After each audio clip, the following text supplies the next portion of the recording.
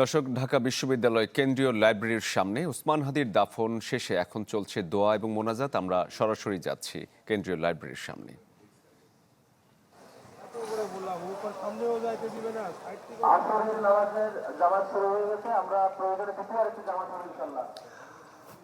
শরীফ, ইতিমধ্যে কিন্তু যে মোনাজাত সে মোনাজাতটি শেষ হয়েছে। আপনি দেখতেই পাচ্ছেন যে কবরের যে আনুষ্ঠানিকতা সেইটিও সম্পূর্ণ হয়ে দাফন হয়ে গেছে।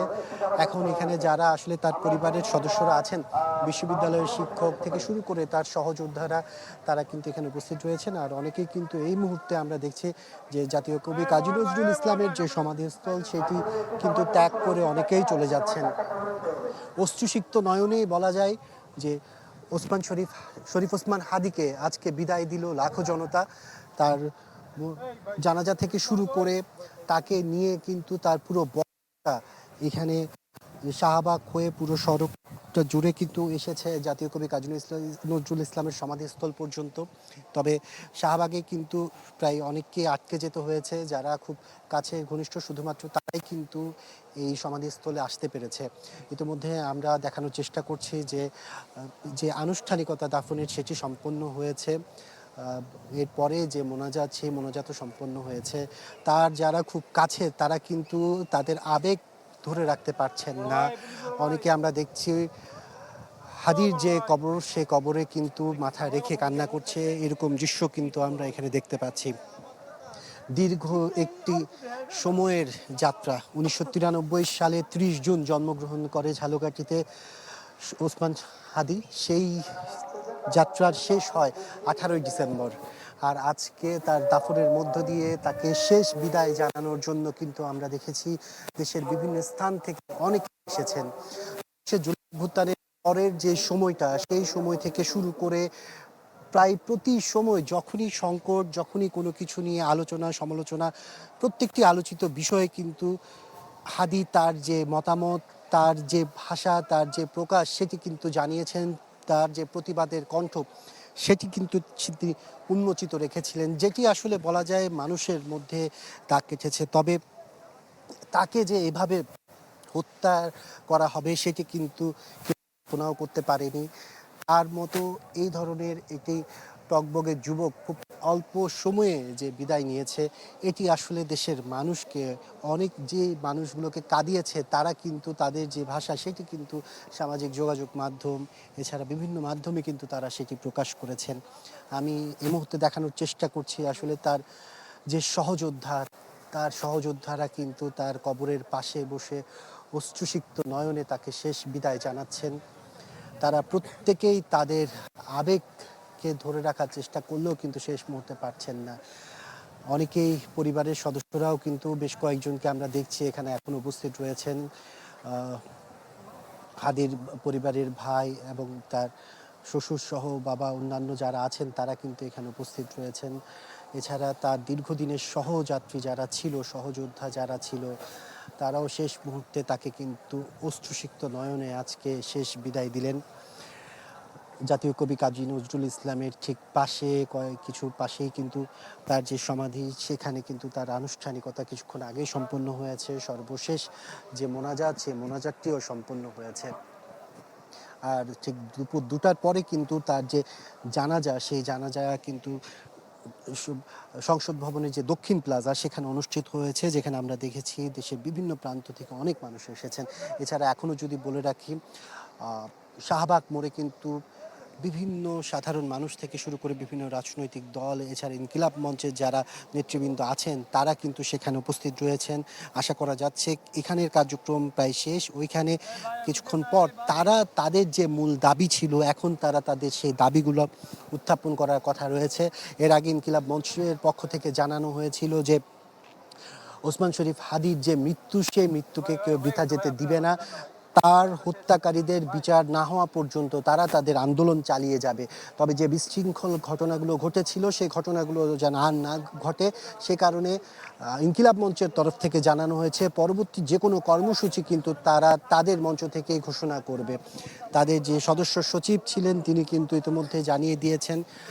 আর এখন আসলে আমরা দেখতেই পাচ্ছি যে এখানের পাশাপাশি যে শাহবাগেও কিন্তু অনেকে অবস্থান নিয়েছেন। আসলে পরবর্তী কি কর্মসূচি তারা দিবেন, তাদের সরকারের কাছে কি দাবিগুলো থাকবে তার হত্যাকারীদেরকে শাস্তির আওতায় আনার জন্য, সেই বিষয়গুলো এখন দেখার বিষয়। তবে আমরা দেখেছিলাম যে শরীফ ওসমান হাদি যখন গুলিবিদ্ধ হন তাকে বাংলাদেশের প্রথমে ঢাকা মেডিকেল কলেজ হাসপাতালে আনা হয়েছে, সেখানে প্রাথমিক চিকিৎসা দেওয়ার পর সেখানেও কিন্তু একটি সার্জারি হয়েছিল।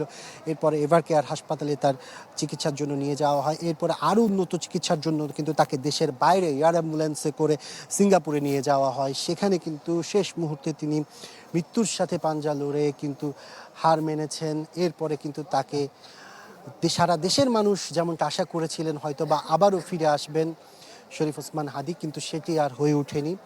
অবশেষে আমরা দেখেছি 18ই ডিসেম্বর কিন্তু তিনি তার শেষ নিঃশ্বাস ত্যাগ করেন সিঙ্গাপুরের সে হাসপাতালটিতে। এরপর গতকাল সন্ধ্যায় তাকে বাংলাদেশে আনা হয়। সন্ধ্যা 6টা বাজে কিন্তু তিনি বাংলাদেশে আসার পরবর্তী সময়ে তাকে জাতীয় হৃদরোগ ইনস্টিটিউটের মর্গে রাখা হয়েছিল। এখন আমরা দেখতেই পাচ্ছি এই অবস্থা। আমরা আমাদের পরবর্তী কার্যক্রম যে শাহবাগে, সেখানে জানার চেষ্টা করব আমাদের সহকর্মীদের কাছ থেকে। শরীফ।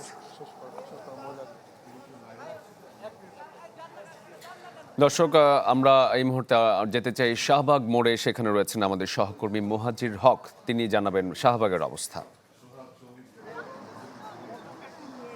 নতুন এবং ফিরে আসা গ্রাহকদের জন্য নগদে চলছে ক্যাশব্যাক সহ প্রতিদিন হাজারো উপহার জেতার সুযোগ। হবে আশা আর ফেরা, সারপ্রাইজ সেরা। শাহবাগে কিন্তু কিছুক্ষণ আগে একটা কফিন দেখলাম আমরা, প্রতীকী কফিন দেখলাম আমরা। যেমন জাতীয় পতাকা দেখতে পেয়েছি, বিশাল এক জাতীয় পতাকা নিয়ে হাদির যারা ভক্ত সমর্থক রয়েছেন, হাদিকে যারা ভালোবাসতেন, তাদের যে অবস্থান, সেখানে কিন্তু কিছুক্ষণ আগে একটা প্রতীকী কফিন নিয়ে আসা হয়।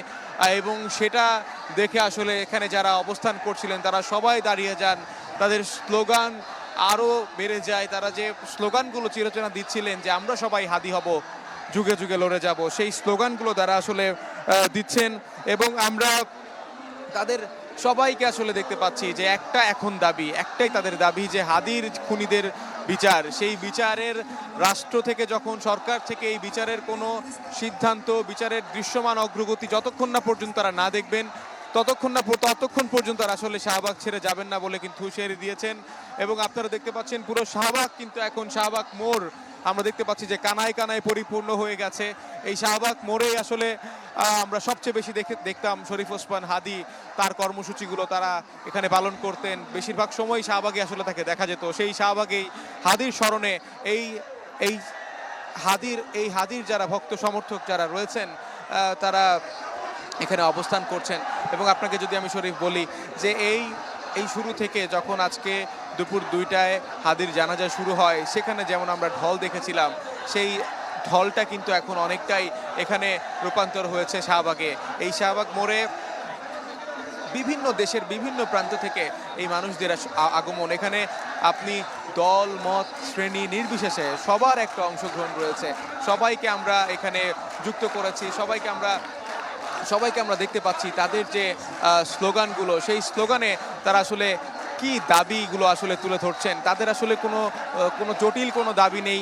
তারা এখন একটা দাবি করছেন যে অবিলম্বে এই যে যারা খুনি রয়েছেন তাদেরকে, তারা যদি ভারতে পালিয়ে গিয়েও থাকে সেখান থেকে তাকে ফেরত দেওয়া, এই সব কিছুই তারা আসলে স্লোগান দিচ্ছেন। এবং আমরা যেমনটা বলছিলাম যে এখানে ঠিক শাহবাগ মোড়ের বাম পাশটায় আমরা দেখেছি যে এক ধরনের হাদিকে নিয়ে তারা আসলে একটা ডিসপ্লে করেছে। সেই ডিসপ্লেতে তারা আসলে হাদির যে বক্তব্যগুলো ছিল, সেই বক্তব্যগুলো আসলে তারা প্রদর্শন করছে একটা পর্যায়ে। এবং আমরা দেখেছি সেখানে তারা একটা অস্থায়ী মঞ্চ করেছে, সেই অস্থায়ী মঞ্চে তারা আসলে বসে বক্তব্য দিচ্ছেন। এই দলটি আসলে হাদির জন্য যে প্রতীকী কফিন, তারা এই প্রতীকী কফিন নিয়ে শাহবাগ মোড়ে আসে এবং সেখানে কিন্তু আমরা দেখতে পাই তাদের অবস্থান।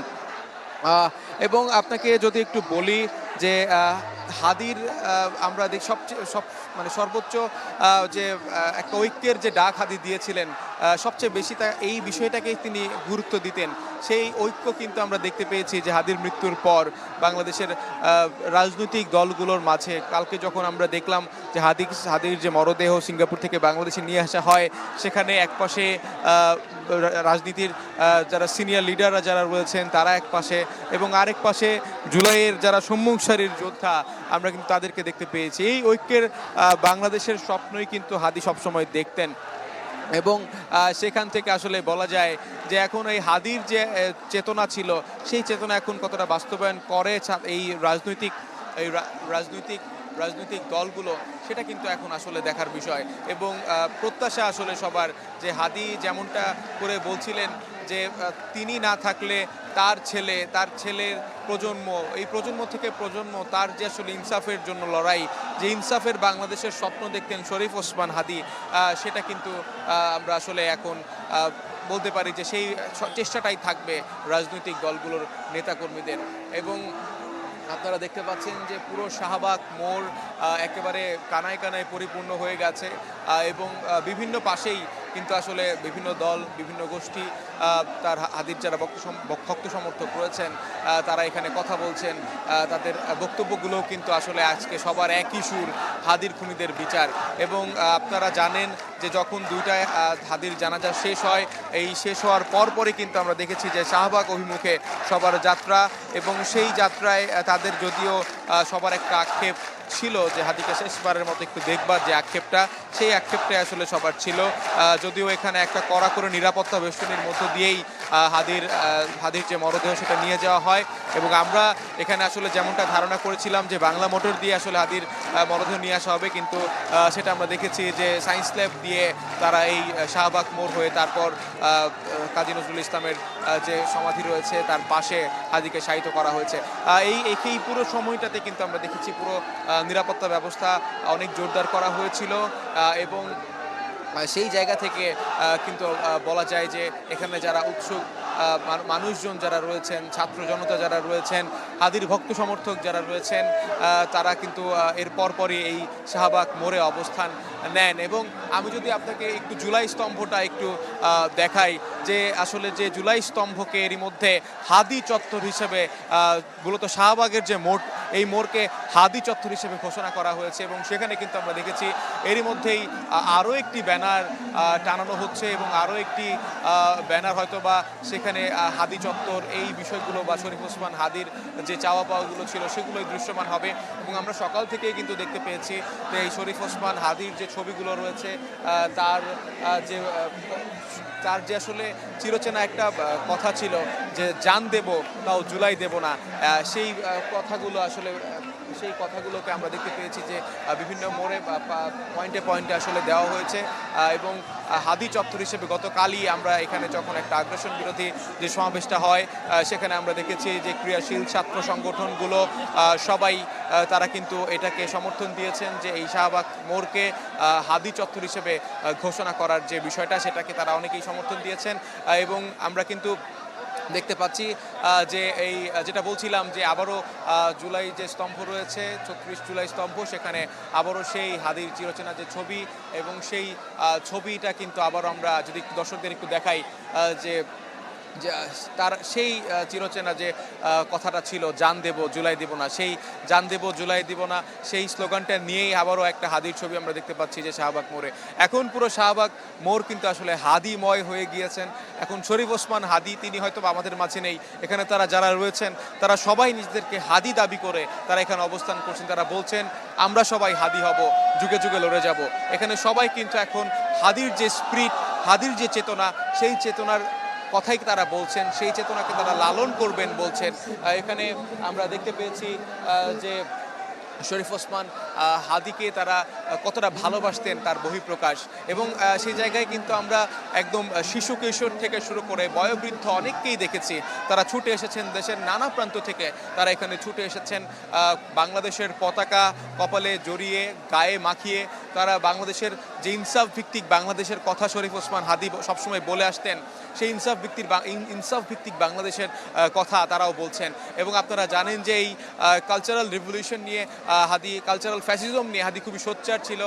বাংলাদেশে যে ভারতীয় আধিপত্যবাদ তার বিরুদ্ধে হাদির বক্তব্য ছিল খুবই স্পষ্ট এবং সেই জায়গা থেকে হাদির এই চেতনাকে লালন করবার জন্য হাদির যে তৈরি ইনকিলাব ইনকিলাব কালচারাল সেন্টার, সেই ইনকিলাব কালচারাল সেন্টার কিন্তু তিনি প্রতিষ্ঠা করেছেন। শরীফ, সব মিলিয়ে এখন এখানে আসরের নামাজ আদায় চলছে এবং এখানে যারা রয়েছেন সবাই অপেক্ষায়, আনুষ্ঠানিকভাবে ইনকিলাব মঞ্চ থেকে যদি কোনো ব্রিফ করা হয় তারা হয়তো বা সেটার জন্য অপেক্ষায় রয়েছে এবং সবচেয়ে বড় অপেক্ষায় এই শরীফ ওসমান হাদির খুনিদের দৃশ্যমান বিচার। শরীফ, এখন পর্যন্ত এই ছিল আমার কাছ থেকে সবশেষ। মহাজির, আপনি আমাদের সাথে থাকুন, আরো তথ্য আপনার কাছ থেকে আমরা জানবো। এবারে যেতে চাই আমাদের আরেকজন সহকর্মী আছেন শাহবাগের অন্য প্রান্তে, আদ্দিন সজীবের কাছে জানতে চাইবো সেখানকার অবস্থা। শরীফ, এই মুহূর্তে আসরের নামাজের সময় হয়েছে। অনেককেই আমরা যারা দেখছি, যারা হাদির শোভানাধ্যায়ী রয়েছেন কিংবা শুভাকাঙ্ক্ষী রয়েছেন কিংবা অনুরাগী বা সহকর্মী যারা একসঙ্গে রাজনীতি করেছেন, এমন অনেকেই এসছেন এখানে। তারা শাহবাগ চত্বরে জড়ো হয়েছেন। আমরা সময় যত গেছে ততই দেখেছি এখানে মানুষের উপস্থিতিটা বেড়েছে। আমরা এই উপস্থিতি বাড়ার সঙ্গে সঙ্গে আরেকটা বিষয় পরিলক্ষিত করছি, সেটা হচ্ছে যে বিজিবি থেকে শুরু করে পুলিশ সদস্যরা এবং শাহবাগ থানা পর্যন্ত, আপনি জানেন যে কিছুক্ষণ আগেই শরীফ ওসমান হাদিকে দাফন করা হয়েছে এবং সে তারপর দোয়া মোনাজাত হয়েছে এবং এরপরে আমরা দেখতে পাচ্ছি যে সর্বসাধারণের যে উপস্থিতি সেটা কিন্তু ঢাকা বিশ্ববিদ্যালয়ের যে কাজী নজরুল ইসলামের সমাধিসৌধ রয়েছে সেখানে যাওয়ার সুযোগ হয়নি, বা শরীফ ওসমান হাদিকে মাটি দেওয়ার অনেকের সেই সুযোগটা হয়নি। কিন্তু এরপরেও যারা মানিক বে অ্যাভিনিউতে হাজারো মানুষের যে উপস্থিতি আমরা দেখেছি, তারা অনেকেই কিন্তু এখানে চলে এসেছেন। বলা যায় যে হাজার হাজার মানুষের উপস্থিতি আমরা দেখতে পাচ্ছি শাহবাগে। সবার কাছেই লাল সবুজের পতাকা রয়েছে এবং বড় পতাকা নিয়ে এখানে জড়ো হয়েছেন এবং আমরা দেখতে পাচ্ছি যে শাহবাগ থানার ঠিক কাছে সেখানে স্বেচ্ছাসেবীদের অর্ধশতাধিক স্বেচ্ছাসেবীকে আমরা দেখতে পাচ্ছি যারা সেখানে উপস্থিত রয়েছেন এবং এর বাইরে গিয়ে আমরা দেখতে পাচ্ছি বিজিবি, পুলিশ সদস্য সহ অসংখ্য আইনশৃঙ্খলা বাহিনীর সদস্যরা চতুর্দিকে সতর্ক অবস্থানে রয়েছেন।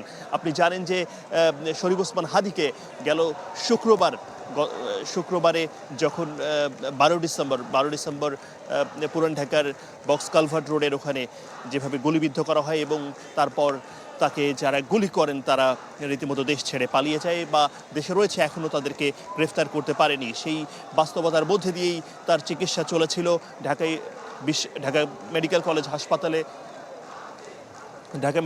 হাসপাতালে তাকে নয়া পল্টনের যে বিজয়নগর এলাকা সেখানে গুলিবিদ্ধ করা হয়েছিল। তারপরে তার চিকিৎসা চলমান হয় এবং চিকিৎসার পরে তাকে সিঙ্গাপুরে নেওয়া হয় উন্নত চিকিৎসার জন্য, কিন্তু শেষ পর্যন্ত 18 ডিসেম্বর তিনি শেষ নিঃশ্বাস ত্যাগ করেন এবং আজকে মানিক বে অ্যাভিনিউতে জানাজা হয় এবং তারপর সবাইকে একটা আহ্বান জানানো হয় ইনকিলাব মঞ্চের পক্ষ থেকে। আপনি জানেন যে শাহবাগ চত্বরে সবাই জড়ো হবে এবং সেই হিসেবেই আমরা দেখছি যে এখনও দলে দলে আমরা দেখতে পাচ্ছেন যে বাংলা মোটর এলাকা থেকে আমরা দেখতে পাচ্ছি যে মিছিল নিয়ে সাধারণ মানুষ এখানে জড়ো হচ্ছেন, ছাত্র জনতা জড়ো হচ্ছেন, নানা শ্রেণী পেশার বয়সের মানুষকে আমরা এখানে দেখতে পাচ্ছি।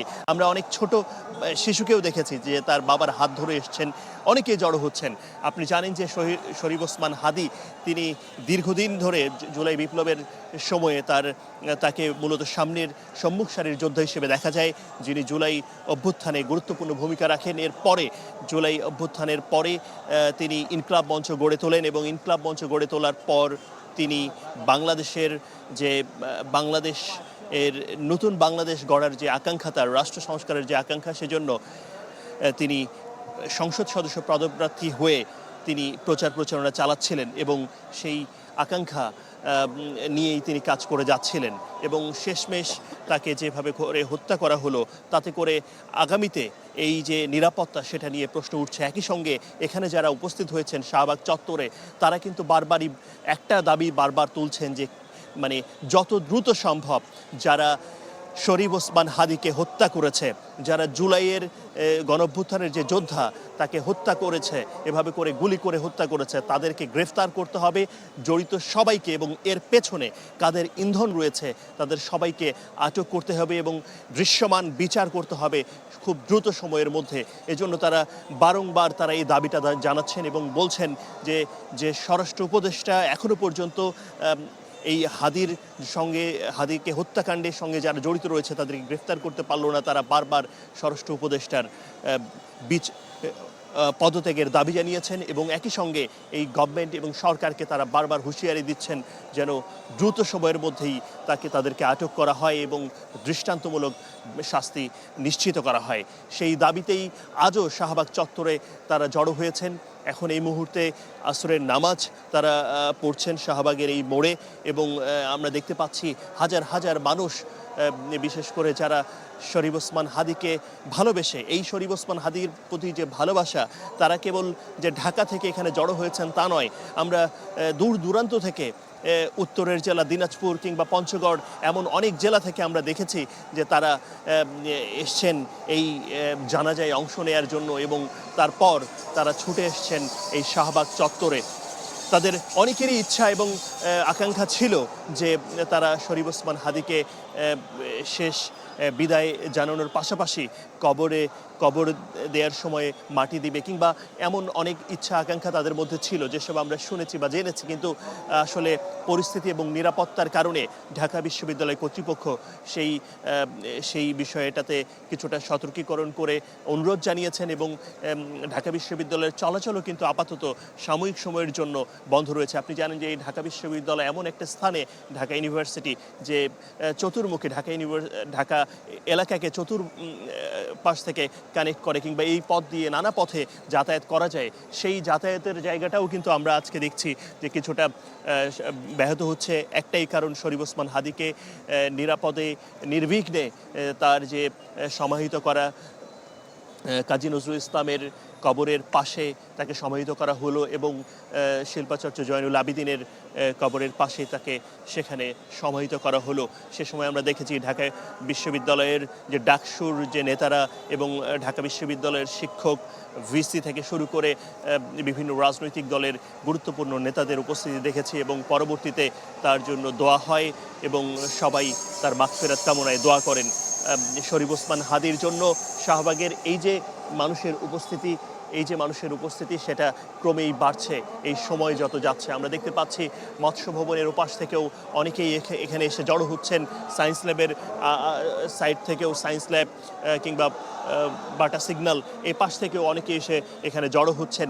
নামাজ শেষ হওয়ার পরেই তারা আবার সেখানে বিভিন্ন দিক নির্দেশনা দিচ্ছেন। কিন্তু ইনকলাব মঞ্চের পক্ষ থেকে, অর্থাৎ ইনকলাব মঞ্চ কেন বারবার আসছে, ইনকলাব মঞ্চের মুখপাত্র কিন্তু এই শরীফ ওসমান হাদি, যার জন্য ইনকলাব মঞ্চ কিংবা তার পরিবারের পক্ষ থেকে বিভিন্ন যে দিক নির্দেশনা দেয়া হচ্ছে, আজকের জানাজা কিংবা তাকে বিদেশ থেকে যখন বাংলাদেশে নিয়ে আসা হয়, পরবর্তীতে কি করা হবে, কোথায় নেওয়া হবে এবং তাকে কোথায় রাখা হবে, সার্বিক সব কিছু কিন্তু এই ইনকলাব মঞ্চেই আমাদেরকে জানাচ্ছিলেন। এবং তাদের পক্ষ থেকে যে অনুরোধ জানানো হয়েছে, যারা জুলাই বিপ্লবের এই যোদ্ধা শরীফ ওসমান হাদিকে যারা